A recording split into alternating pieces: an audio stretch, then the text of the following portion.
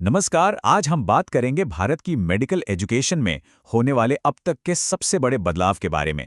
जी हाँ, हम बात कर रहे हैं नेशनल एग्जिट टेस्ट यानी नेक्स्ट की।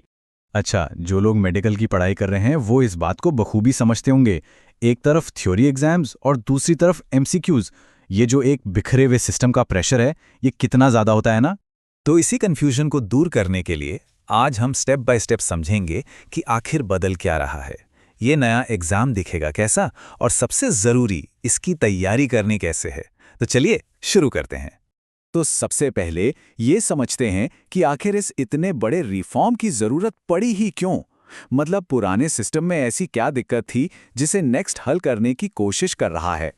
देखिए, जो सबसे बड़ी दिक्कत थी वो थी ये मिसमैच। एक तरफ यूनिवर्सिटी के फाइनल एग्जाम्स जो पूरी तरह से सब्जेक्टिव और थियरी बेस्ड होते थे, और दूसरी तरफ नीट पीजी जैसे एंट्रेंस टेस्ट्स जो ऑब्जेक्टिव और एमसीक्यू बेस्ड थे। अब सोचिए, तैयारी करने वालों को एक ही समय पर दो बिल्कुल अलग अलग तरीकों से सोचना पड़ता था। इससे फोकस भी बढ़ता था और स्ट्रेस तो पूछिए ही मत, जबरदस्त बढ़ जाता था। और इस टूटे हुए सिस्टम का नतीजा क्या निकला? यही कि यूनिवर्सिटीज के एग्जाम्स में ना तो कोई कंसिस्टेंसी थी, ना ही फेयरनेस। मूल्यांकन के तरीके हर जगह अलग अलग थे। और तो और पीजी एंट्रेंस टेस्ट सिर्फ कुछ 100 एमसीक्यूज पर टिके थे, जिससे किस्मत का रोल बढ़ जाता था। मतलब जोर असल क्लिनिकल समझ पर कम और कोचिंग आधारित रट्टा मार तैयारी पर ज्यादा था, जो कि जाहिर है सही नहीं है।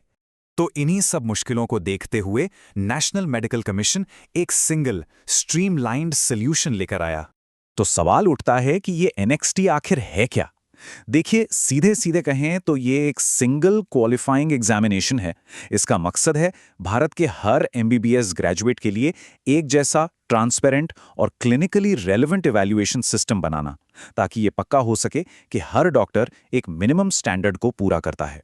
और इसका जो कोर आइडिया है वो बहुत ही सिंपल और पावरफुल है। अब final MBBS exam, NEET PG और फॉरेन मेडिकल ग्रेजुएट्स के लिए एफएमजीई, इन तीन अलग अलग हाई स्टेक्स एग्जाम्स की जगह बस एक यूनिफाइड एग्जाम होगा, नेक्स्ट। अच्छा, अब आते हैं इसके स्ट्रक्चर पर, जो कि काफी दिलचस्प है। ये एग्जाम कैसे काम करेगा, इसे दो अलग अलग स्टेप्स में तोड़ा गया है। तो सबसे पहले है स्टेप 1। ये एक थ्योरी एग्जाम है। ये एग्जाम एमबीबीएस के फाइनल ईयर के बाद देना होगा। अब इसकी कुछ खास बातें समझ लीजिए। ये एक ऑनलाइन कंप्यूटर बेस्ड टेस्ट होगा जिसमें लगभग 540 एमसीक्यूज होंगे।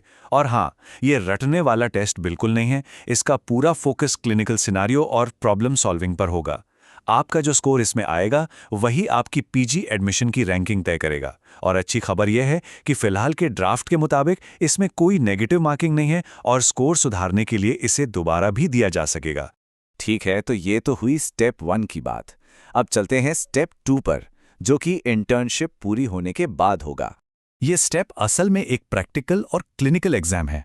यहाँ आपकी हैंड्स ऑन स्किल्स, कम्युनिकेशन और पेशेंट को मैनेज करने की काबिलियत को परखा जाएगा।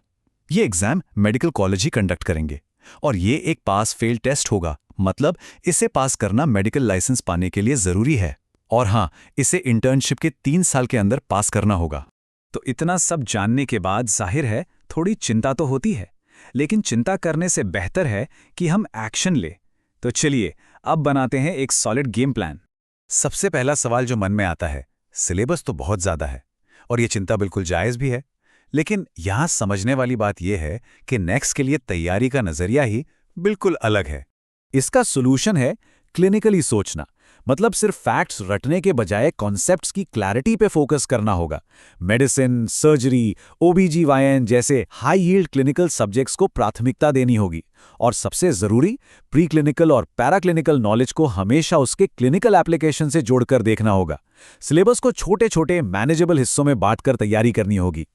एक और बड़ा सवाल, क्लिनिकल सवाल तो मुश्किल लगते हैं, इनकी प्रैक्टिस कैसे करें? और इसका जवाब है उद्देश्य के साथ प्रैक्टिस। रोजाना कम से कम 20-30 केस बेस्ड एमसीक्यूज सॉल्व करने का टारगेट बनाना होगा। एक्टिव रिकॉल और स्पेस्ड रेपिटेशन जैसी टेक्निक्स का इस्तेमाल करना होगा। टाइम मैनेजमेंट के लिए regular full length mock test देना बहुत जरूरी है। और इंटर्नशिप के दौरान सिर्फ देखना नहीं है, बल्कि स्टेप 2 के लिए वार्ड प्रोसीजर्स और पेशेंट कम्युनिकेशन की एक्टिवली प्रैक्टिस करनी है। चलिए अब आखिर में थोड़ा सा जूम आउट करते हैं और इस पूरी चीज की बड़ी तस्वीर को समझते हैं। ये सिर्फ एक और एग्जाम नहीं है, इसका मतलब कहीं ज्यादा बड़ा है। देखिए, नेक्स्ट असल में देश भर में मेडिकल केयर के लिए एक नया नेशनल स्टैंडर्ड सेट कर रहा है। जैसा कि एक एडिटोरियल में कहा गया था, नेक्स्ट एक ऐसा नेशनल मिनिमम स्टैंडर्ड तय करेगा जिसे हर ग्रेजुएट को पूरा करना होगा। इससे पब्लिक हेल्थ की सुरक्षा होगी और इस प्रोफेशन में लोगों का विश्वास भी मजबूत होगा। मतलब इसका असली मकसद जनता का भरोसा जीतना है, ये सुनिश्चित करके कि हर डॉक्टर के पास एक जैसी तयशुदा काबिलियत हो। तो सवाल ये उठता है कि क्या ये एक और कठिन परीक्षा है या फिर बेहतर डॉक्टर बनाने का एक तरीका?